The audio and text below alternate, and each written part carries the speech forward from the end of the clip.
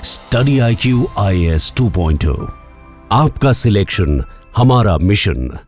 नमस्कार दोस्तों फाइनली भारत सरकार के अंदर इस चीज को लेकर चर्चा होने लगी है कि डीप सीक और बाकी के जो AI टूल्स हैं उसका करना क्या है। और आप देख सकते हैं यहाँ पर मिनिस्ट्री ऑफ फाइनेंस उन्होंने ऑर्डर जारी किया और कहा है अपने ऑफिशियल्स को कि आप इसका इस्तेमाल करना बंद करिए। आप देख सकते हो खबर, finance ministry strongly advices against use of chat GPT deep seek on official computers devices.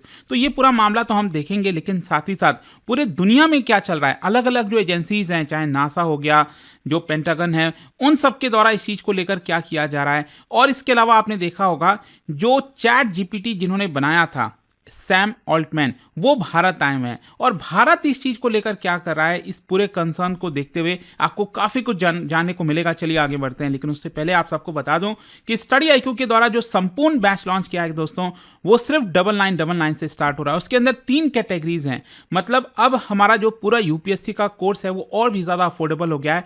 आप तीनों कैटेगरीज को देखिए और आपके हिसाब से जो भी आपको पसंद है वो ले सकते हैं। लिंक दिया है कमेंट सेक्शन में और आपको यूज करना है ये कोड अंकित लाइव, ताकि आप मैक्सिमम जो डिस्काउंट है वो ले सकें। और इसके अलावा अगर आप MCQs अटेम्प्ट करना चाहते हैं तो मेरे इंस्टा पेज पर जाइए, वहां पर स्टोरीज में जितने भी MCQs हैं उसको भी आप अटेम्प्ट कर पाएंगे।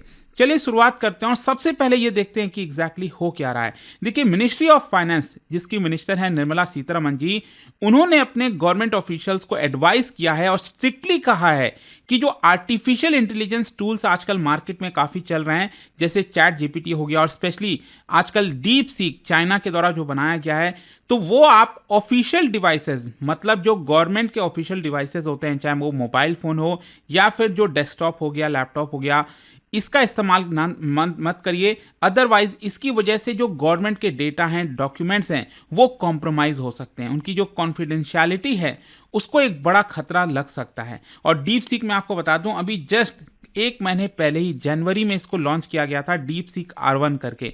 जैसे चैट GPT है उसी प्रकार से डीप सीक है। और यहां पर जो सर्कुलर जारी किया गया है, मैं आपको बता दूं, डिपार्टमेंट ऑफ एक्सपेंडिचर जो मिनिस्ट्री ऑफ फाइनेंस के अंदर आता है, उनके द्वारा किया गया। उसमें देखिए क्या लिखा हुआ है, it has been determined that AI tools and AI apps in the office computers and devices pose risk for confidentiality of government data and documents and it is therefore advise किया जाता है कि आप इस तरह के जो AI एप्स हैं वो ऑफिस डिवाइसेस में कंप्लीटली अवॉइड करिए, इसका इस्तेमाल मत करिए। अदरवाइज इसकी वजह से यहाँ पर बहुत ज़्यादा प्रॉब्लम क्रिएट हो सकता है। और साथ ही साथ यहाँ पर यह भी लिखा गया कि जो फाइनेंस सेक्रेटरी हैं उन्होंने इसका अप्रूवल दे दिया है कि आप इसका इस्तेमाल नहीं करेंगे। खैर, यहाँ पर एक और इंटरेस्टिंग चीज़ मैं आपको बताता हूँ। ये तो डीप सीक अभी लॉन्च हुआ है इसी साल, लेकिन इसके पहले अगर आप देखोगे तो 2-3 महीने पहले की बात है, अक्टूबर 2024 में जो department of personal and training है, उन्होंने यहाँ पर जो ज्वाइंट सेक्रेटरी लेवल के ऑफिसर्स हैं, जो IAS ऑफिसर्स हैं और उनके नीचे के लेवल के जो ऑफिसर्स हैं,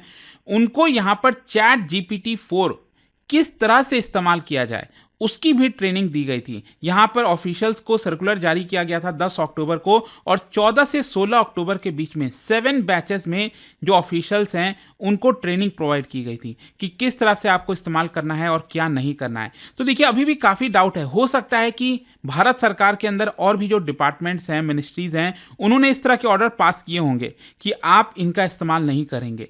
तो देखना होगा कि वो है कि नहीं, लेकिन अभी के लिए तो जो मिनिस्ट्री ऑफ फाइनेंस है वहां से ये खबर आई थी। अब क्वेश्चन ये आता है कि ये इतना मायने क्यों रखता है। देखिए, जो डीप सीक है इस समय पूरे दुनिया के अंदर जो अलग अलग रेगुलेटर्स हैं, चाहे अमेरिका, ऑस्ट्रेलिया, बहुत सारे जो देश के रेगुलेटर्स हैं, वो इसकी स्क्रूटनी कर रहे हैं कि आखिरकार ये जो AI मॉडल आ रहा है उससे जो डेटा जनरेट हो रहा है वो डेटा किधर जा रहा है। और कुछ कंट्रीज आप देख सकते हो ऑलरेडी उन्होंने बैन कर दिया इसका इस्तेमाल। और साथ ही साथ यूरोपियन कंट्रीज जैसे आइसलैंड, फ्रांस, बेल्जियम, नेदरलैंड, उनके जो रेगुलेटर्स हैं उन्होंने इसको लेकर कंसर्न रेज किया है कि इसकी वजह से जो डेटा है लोगों का वो कहीं ना कहीं चुराया जा रहा है। खैर, यहाँ पर मैं आपको ये भी बता दूं, कई सारे जो फेडरल एजेंसीज हैं अमेरिका की, उन्होंने अपने एम्प्लॉयज़ को सेम यही ऑर्डर पास किया है जो अभी भारत सरकार ने किया कि आप इसका इस्तेमाल मत करिए। और साथ ही साथ अमेरिका के अंदर तो कई सारे प्राइवेट कंपनीज भी ऐसी हैं, उन्होंने अपने एम्प्लॉयज़ के लिए जो एक्सेस है इस तरह के ऐप का, डीप सीक का और इस तरह का, उसको यहाँ पर बैन किया है। वैसे मैं आपको बता दूं, दुनिया में कुछ ऐसे देश हैं जिन्होंने इसका कंप्लीट बैन कर दिया है। जैसे इटली अगर आप देखोगे तो पिछले महीने की बात है,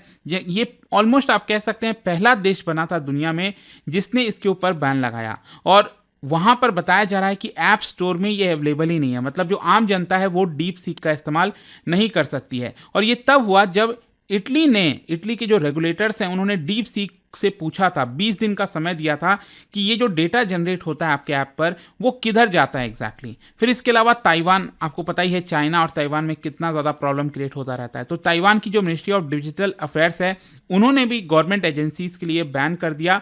और सिर्फ वही नहीं, पब्लिक स्कूल्स में भी इसका इस्तेमाल जो है बैन किया गया है। इसके अलावा ऑस्ट्रेलिया, वहाँ की जो सरकार है वो अपने वर्कर्स को और उसका जो इस्तेमाल है डीप सीक एआई ऐप का उसके ऊपर प्रोहिबिशन लगाया है, अगेन सिक्योरिटी कंसर्न्स को देखते हुए। और जहां तक अमेरिका का सवाल है तो देखिए अमेरिका तो इसको लेकर बहुत ज़्यादा स्ट्रिक्ट हो गया है।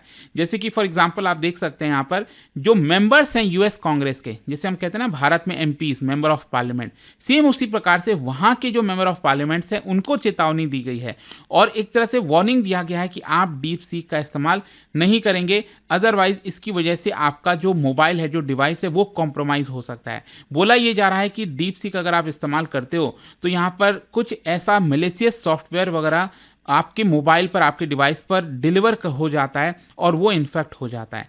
और इसी को देखते हुए यूएस नेवी हो गई, पेंटागन हो गया, उन सब ने इसका इस्तेमाल पर रोक लगा दिया। इसके अलावा नासा जो है उन्होंने भी रोक लगाया। अमेरिका का जो एक स्टेट है टेक्सास, उन्होंने भी इसके ऊपर रोक लगा दिया है। आप समझ रहे हो, इसको लेकर काफ़ी बड़े कदम उठाए जा रहे हैं। खैर, क्वेश्चन यहाँ पर आपके मन में ये भी आएगा कि डीप सीक का इसको लेकर क्या कहना है। देखो, डीप सीक ने तो साफ साफ कहा है कि जो भी यहाँ पर डेटा कलेक्ट होता है और उसको स्टोर किया जाता है चाइना के अंदर, और इसीलिए खतरा इसलिए है क्योंकि देखिए अगर चाइना के अंदर डेटा स्टोर हो रहा है तो चाइना की सरकार, वहाँ की जो इंटेलिजेंस एजेंसी है वो आसानी से उस डेटा को ले सकती है, क्योंकि चाइना के अंदर ये कानून है कि किसी भी कंपनी से अगर उनका डेटा मांगा जाएगा इंटेलिजेंस एजेंसीज के द्वारा तो वो उनको देना ही पड़ेगा। तो ऑब्वियस सी बात है, अगर जो भी डेटा चाइना जा रहा है और वहाँ पर कलेक्ट हो रहा है तो चाइना की सरकार कभी भी उस डेटा का गलत इस्तेमाल कर सकती है। खैर, इसको देखते हुए भारत सरकार ने क्या कोई कदम लिया है? देखो, अभी तो मिनिस्ट्री ऑफ फाइनेंस और जो हम देख रहे हैं कि इसके ऊपर थोड़ी सी सख्ती बताई जा रही है, लेकिन ओवरऑल क्वेश्चन ये भी आएगा कि आम जनता के लिए क्या है। सपोज मैं इस्तेमाल कर रहा हूं या फिर आप इस्तेमाल कर रहे हैं, हमारा तो डेटा जा रहा है, तो इसको लेकर सरकार क्या कह रही है? तो देखिए, यहां पर सरकार का प्लान ये है that to host DeepSeek's AI model on local server. Actually हुआ क्या था कि अभी रिसेंटली जो अश्विनी वैष्णव है, minister of electronics and information technology, उन्होंने डेटा प्राइवेसी का जो इशू है उसका सवाल उठाया और उसको एड्रेस किया और कहा कि जो ओपन सोर्स मॉडल है उसको इंडियन सर्वर पर होस्ट किया जाएगा। तो इससे होगा क्या कि बेसिकली डीप सीक पर अगर आप इस्तेमाल कर रहे हो या फिर चैट जीपीटी अगर आप इस्तेमाल कर रहे हो तो उसका जो भी डेटा कलेक्ट होगा तो वो भारत में ही स्टोर किया जाएगा और वो बाहर नहीं जा सकेगा। तो देखना होगा, देखो अभी के लिए इसको इम्प्लीमेंट नहीं किया गया, लेकिन अगर ये इम्प्लीमेंट हो जाता है तब तो अच्छी बात है। तब तो कहीं ना कहीं हमारा जो प्राइवेसी है या फिर जो भी है, मतलब डेटा भारत के बाहर नहीं जाना चाहिए, एटलीस्ट ये काफ़ी इंपॉर्टेंट हो जाता है। और देखिए, इस सारे चर्चा के बीच में हुआ क्या कि कल जो है सैम ऑल्टमैन, जो कि काफ़ी ज़्यादा न्यूज़ में रह रहे हैं आजकल, क्योंकि ये वही पर्सन है जिन्होंने एक प्रकार से चैट जीपीटी बनाया है, मतलब ओपन एआई जो कंपनी है उसके सीईओ हैं। तो यहाँ पर वो भारत आए और उन्होंने कई लोगों से मुलाकात की, बातचीत की, और स्पेशली जो मिनिस्टर हैं, यूनियन मिनिस्टर अश्विनी वैष्णव, उनसे भी इस चीज़ को लेकर डिस्कशन किया। और देखिए, उनका जो विजिट है वो इसलिए इतना इंपॉर्टेंट हो जाता है क्योंकि भारत भी यहाँ पर कोशिश कर रहा है कि वो एक बड़ा रोल प्ले करे, और हमने भी इंडिया एआई मिशन जो है लॉन्च किया है। तो देखिए, यहाँ पर जो सैम ऑल्टमैन का विजिट है ये भारत का जो एजेंडा है उसको कहीं ना कहीं पुश करेगा, और स्ट्रैटेजिक पॉइंट ऑफ व्यू से भी, क्योंकि चाइना ने जो डीप सीक लॉन्च किया इसकी वजह से पूरी दुनिया हिल गई थी। कोई बिलीव नहीं कर पा रहा था कि इतना लो कॉस्ट मॉडल जो है वो कभी लॉन्च किया जा सकता है, लेकिन भारत भी यही प्रयास कर रहा था। भारत में अगर आप देखोगे तो ऑलरेडी चैट जीपीटी को लेकर जो कॉपीराइट केस है वो फाइल किया गया है। जी हाँ, मैं आपको बता दूं, अभी एक केस चल रहा है ओपन एआई को लेकर कि यहाँ पर जो कॉपीराइट का मामला है, कई जो कंपनीज हैं वो इस चीज़ को रेस कर रहे हैं कि क्या जो चैट जीपीटी में इंफॉर्मेशन वगैरह दिया जा रहा है क्या वो उसकी डेटा की प्राइवेसी तो नहीं हो रही है, क्योंकि कॉपीराइट का मामला आ जाएगा कि अल्टीमेटली वहाँ पर जो इन्फॉर्मेशन आपको मिल रहा है वो दूसरे चैनल्स पर ओरिजिनल जो डॉक्यूमेंट्स है वहाँ से चुरा कर उसमें दिया जा रहा है, परोसा जा रहा है। तो इसको लेकर केस चल रहा है, खैर वो एक अलग मामला है। लेकिन देखिए, आप देख पाओगे यहाँ पर जो सैम ऑल्टमैन है उनका कहना है कि India is the second largest market for open AI. एक काफ़ी बड़ा स्टेटमेंट है, मतलब ओपन एआई के लिए काफ़ी इंपॉर्टेंस रखता है और भारत, और ऑब्वियस सी बात है इतनी बड़ी पॉपुलेशन है, इतनी बड़ी आबादी है तो वो रखेगा ही। लेकिन साथ ही साथ यहाँ पर अश्विनी वैष्णव के साथ जो डिस्कशन हुआ उसमें अश्विनी वैष्णव जी ने एम्फसाइज किया कि जो भारत की एबिलिटी है to develop cost effective AI model, क्योंकि वो कंपेयर कर रहे थे कि हम जैसे स्पेस मिशन में लो कॉस्ट चीज़ें लॉन्च करते हैं, सैटेलाइट्स को लॉन्च करते हैं, सेम उसी प्रकार से हम कोशिश ये कर रहे हैं ताकि लो कॉस्ट पर जो है हम इस तरह का एआई मॉडल लॉन्च करें। ऑल्दो मैं आपको बता दूं ये चाइना ने करके दिखा दिया है। तो एक्चुअली हुआ क्या था, मैं आपको एक और इंटरेस्टिंग चीज़ बताता हूं। जो सैम ऑल्टमैन है उन्होंने एक बयान दिया था 2023 में द इकोनॉमिक टाइम्स कॉन्वर्जेशंस के समय, और देखिए उनका बयान क्या था जिसको लेकर काफ़ी बैकलैश हुआ था। उन्होंने ये कहा कि भारत के जो स्टार्टअप्स हैं जो काफ़ी कोशिश कर रहे हैं कि इस तरह का एआई मॉडल बनाया जाए लो कॉस्ट पर, लेकिन उन्होंने उस समय ये कहा था कि ये बेकार है, मतलब उनको ये प्रयास नहीं करना चाहिए क्योंकि जो भारत के स्टार्टअप्स हैं वो compete नहीं कर पाएंगे ओपन एआई के साथ। होपलेस उन्होंने शब्द का इस्तेमाल किया था, तो इसी की वजह से उनके ऊपर काफ़ी बैकलैश हुआ था। लेकिन इस बार जब वो आए हैं भारत, तो यहाँ पर उन्होंने इस चीज़ को स्पेसिफाई किया और कहा कि देखिए मेरा जो शब्द है उसको गलत तरीके से लिया गया था। मेरा उस समय थॉट ये था कि यहाँ पर जो हमने बनाया है, जो चैट जीपीटी बनाया है और जो एआई मॉडल हम इस्तेमाल कर रहे हैं उसको बनाने में बहुत ज़्यादा कॉस्ट आता है, तो ये सोचना कि हम बहुत कम कॉस्ट में बना लेंगे, तो मैं ऐसा पहले सोचता था। लेकिन वो इस चीज़ को मान रहे हैं कि मेरा ऐसा मानना जो था वो एक प्रकार से गलत था और मेरा जो मतलब था वो आउट ऑफ कॉन्टेक्स्ट लिया गया मीडिया के अंदर।